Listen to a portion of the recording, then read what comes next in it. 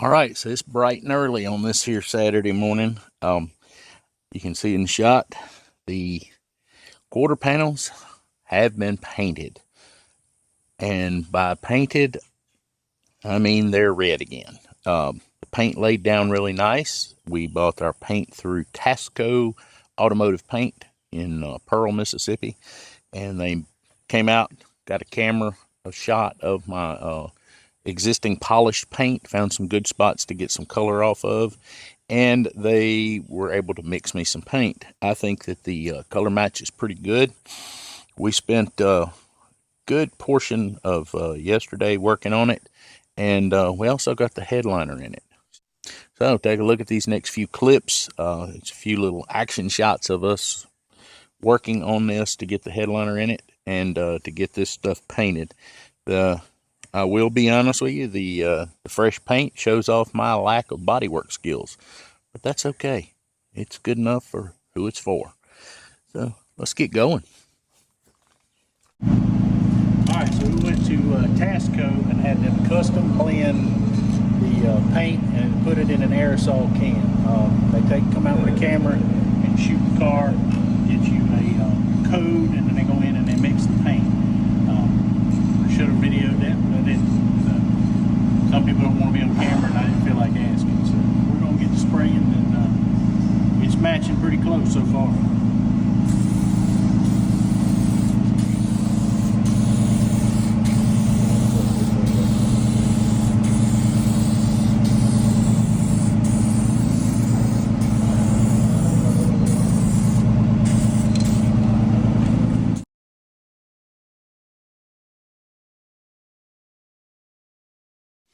So yeah, but we got it painted, and we got the headliner in. We worked really hard on the headliner. The backer board that we used is a plastic shower board 4x8 sheet that we got from Home Depot for like 27 bucks, and made each individual piece. We cut to fit. We had to figure it out as we went. It's you're dealing with compound curves. You're curving this way, you're curving this way, and well, that changes your dimensions. Now it's not 100% exactly as perfect as an upholstery guy would probably do it, but it's good enough.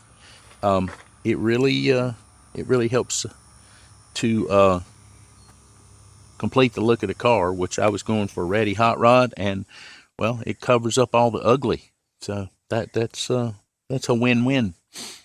Now, today, what we're going to be doing is we're going to be snatching this bench seat out, and I'm going to be doing the kill mat. We're going to be putting some kill mat on the floor, and I have something that I think is going to work great to go on top of that as far as a covering for the floor. And when we get to that, I'll show you. It's going to be industrial, to say the very least. Alrighty, so we have been get the seat out. We've been doing a little cleaning of the floors and prep, and I went ahead and touched up some paint on the floors. I added fresh coat of some black paint. It's drying right now on the other side. The side over here is dry already. Just wanted a good surface for the kill mat to try to stick to.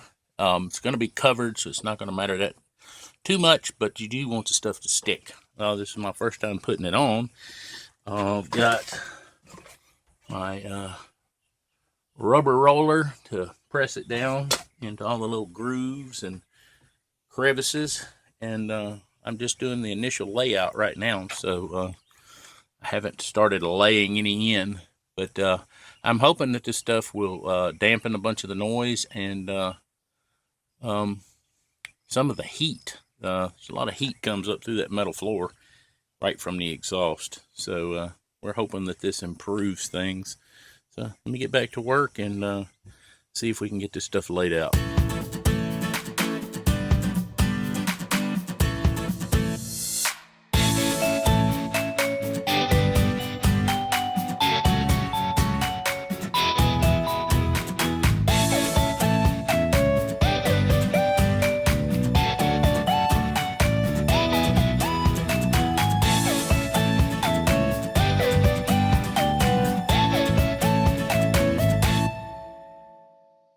All right, so it's been kind of a chaotic, crazy, whatever to try to get done with this car and get it to drive 175 miles continuously and me feel comfortable doing it. I didn't get to film a lot toward the end of doing the flooring that I have here in the front of the car, but I'm going to film and show you what I did because I need to make some mats for the rear of the car. And pretty simple, nothing too hard to do, and it's gonna be, I think it turned out really well. I'm pleased with it. It's industrial, let's say. So with that, let's get in there and I'll show you what I did. All right, so you can see there, that right there is a piece of conveyor belt that comes from when I used to work back in my FedEx days. They had come in and replaced the conveyor, and they had several strips like this laying around, and I grabbed a piece of it and brought it home because I used to use it to lay on when I had to work on a car that might necessarily be in the driveway. It might be in the grass or whatever, and you could lay that out, and it would provide you a place to lay and not necessarily lose all your tools while doing it.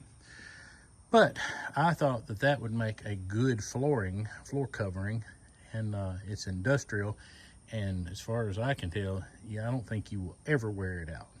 So let's go around here to the car, and I will actually show you what the fronts look like now that I have it installed. All right, so you can see there behind the seat that I have kill mat. It goes from the firewall to the front edge of the back seat right there. You can see the transmission tunnel is kill matted, and I'm gonna tell you what, that kill mat has definitely improved the noise, the rattles, and the heat gain inside of this vehicle. All right, so the flooring that we have down to cover the floor and to protect the kill mat is right there. That is a piece of the conveyor belt that I cut and fit to the driver's side. It's a little dirty right now because I've been driving the car every day. I've been going back and forth to work in it. It's a 56-mile trip, and the car's done phenomenal. But I attached that piece of conveyor belt to the floor with screws, and I also did it over on the passenger side. We'll walk around there and I'll show you that. All right, so there it is on the passenger side. And when I got the pieces cut out, I actually took and hit them with a little black paint to dress them up, because they're, you know, that piece of conveyor belt's been laying around for quite some time, so it didn't look the best. So I hit it with a little black paint, and it's going to be fine. You can vacuum it out, you can get a little water on it, it's not going to bother it.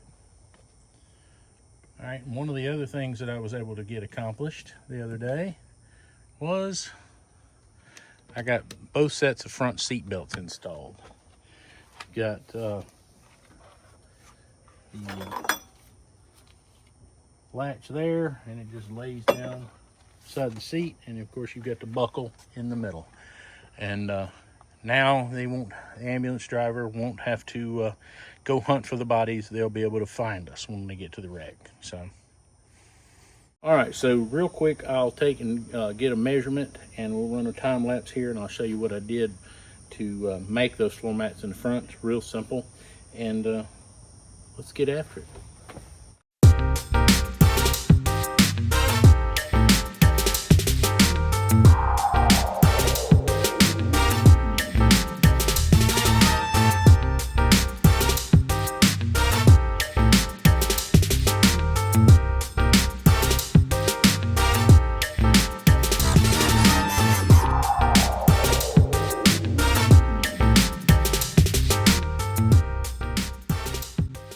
And just like that, I have got some floor mats for the rear of the car to protect the kill mat, to keep it from getting all scuffed and beat up. I'm going to have to come up with something for the transmission tunnel. I've got some more of this conveyor belt left, but I'm going to end up making some templates. I need to make those. Probably are going to be I wouldn't say more difficult, but seeing as how you're dealing with some compound curves and some angles and such, I'm probably going to need to make some templates to make those work out. And eventually I'm going to put a shifter in that will be mounted to the transmission tunnel.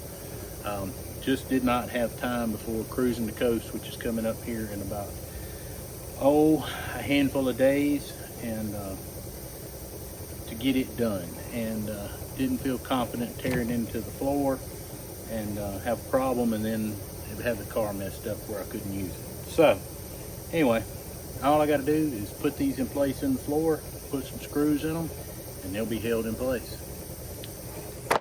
All right, guys, real quick, we're chasing daylight one more time.